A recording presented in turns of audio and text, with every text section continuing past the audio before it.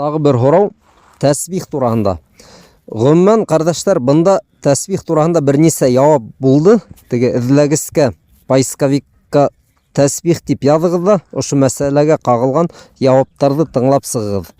Мана тагы бер һорау, тәсбихте тартканда бер кул менән тартыргамы дип һорагандар. Кайсы бер мәсьәләләрне теге бөтә нескәлектәре менән белмәгәнгә күрә безнең һорауҙарыбыҙ да сәйер килеп сыга. Бында мына әйтерһең, тәсбихтең ниндейҙер бер ҡотсал дәрәжәһе бар, святость. Әйтерһең, тәсбих ул диндең бер шул тиклем мөһим өлөшө. Уны теге нисек тартырга тип һорау бирәләр. Дөрөҫөн әйткәндә, мына без белгән тәсбих, ғәрәпсә субха, сибха дип әйтәләр.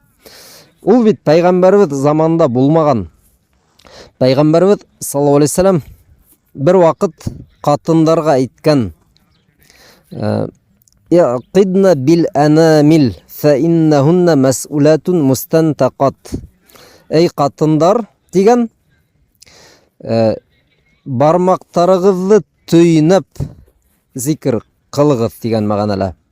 Бармаҡтарығыҙҙы төйнәп, бөгөп зикр ҡылығыҙ. Һеҙҙең бармаҡтарығыҙҙан һорау алынасаҡ һәм уларҙы һөйләштерәсәктәр. Ҡиәмәт көндә беҙ беләбеҙ, кешенең аяғы, бармаҡтары, буһынмы, теле үҙенән үҙе һөйләшәсәк. Сөнки кеше үҙенә ҡаршы, йә үҙе өсөн ниндәйҙер шаһитлыҡ ишетһен тип, Алла Тәғәлә беҙҙең ағзаларыбыҙҙы һөйләштерәсәктәр тейелгән. Шуға Пәйғәмбәрбеҙ саллаллаху алейхи ва саллям мосолман ҡатындарына зикрҙе өйрәткән ваҡытында ошо һүҙҙәрҙе әйткән. «Иғқидна бил анамил», ягъни бармаҡтарығыҙҙы бөгөп зикр ҡылығыҙ тигән. Һәм кемдер мана бармаҡты бөгөп түгел, таш йәки берәй, әйтәйек, финик һөйәктәрен ҡулланып зикр әйткән осраҡтары булған, әлбиттә. Пәйғәмбәрбеҙ саллаллаху алейхи ва саллям быны күреп, ныҡ инҡар итмәгән, ныҡ тәнҡит итмәгән. Шуға күрә ғалимдар әйткәндә, кемдер тәсбих эшләп алһа үҙенә, был ҡурҡыныс түгел. Ләкин ҡайһы бер ғалимдар барыр, шул тәсбихте мәкрух тип һанаған. Сөнки бер нисә сәбәп бар. Беренсенән, әгәр кеше бармағы менән зикр ҡыла икән, бының турала хәдис бар. Һәм Пәйғәмбәрбеҙҙең саллаллаху алейхи ва саллям асыҡ бойороғо бит инде: бармаҡтарығыҙҙы бөгөп зикр ҡылығыҙ дип әйтелгән һүҙҙәр бар. Был сахих хәдис, Әбу Дауд, Әт-Тирмизи имамдарҙа риуаят ителә. Шуға бөтә ғалимдар, хатта мана тәсбихте ҡабул иткән ғалимдар да әйткән: әгәр кеше бармағы менән зикр ҡылһа, был яҡшыраҡ. Бында бер ниндәй ҙә бәхәс юҡ ғалимдар араһында. Шуға, ҡәрҙәштәр, мөмкин булһа тәсбих менән түгел, бармаҡтарығыҙ менән тәсбих ҡылырға тырышығыҙ. Инде хәҙер мана тәсбихкә килгәндә, ни өсөн ҡайһы ғалимдар тәсбихте яратмаған? Бында ла бер нисә сәбәп бар. Улар ҡайһы ваҡыт, ҡайһы бер ябай кешеләр ана шул тәсбихтең мәғәнәһен аңламай, зикрҙең мәғәнәһен аңламай, ни тиклем бөйөк һүҙҙәр ята был зикрҙә. Быны аңламайса ҡулдарында тотоп йөрөйҙәр ҙә риягә төшөп китәләр, тиҙәр. Әлбиттә, беҙ кешенең күңелдә нимә ятҡанын белә алмайбыҙ. Ләкин күренеп тора, мана ябай кешеләр, хатта бөтөнләй динде белмәгәндә, беҙҙең көндә лә ысынлап та була ул. Улар ҡулдарына тәсбих тотоп ала.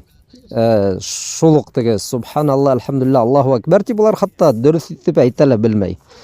Шул нисектер мана ябай кешеләрҙең бер атрибутына әйләнеп бара. Шулай уҡ ҡайһы бер ныҡ ҡаты бәрелгән ғалимдар, ошо тәсбихҡа ныҡ бәрелгән ғалимдар әйтә, был бит мана бер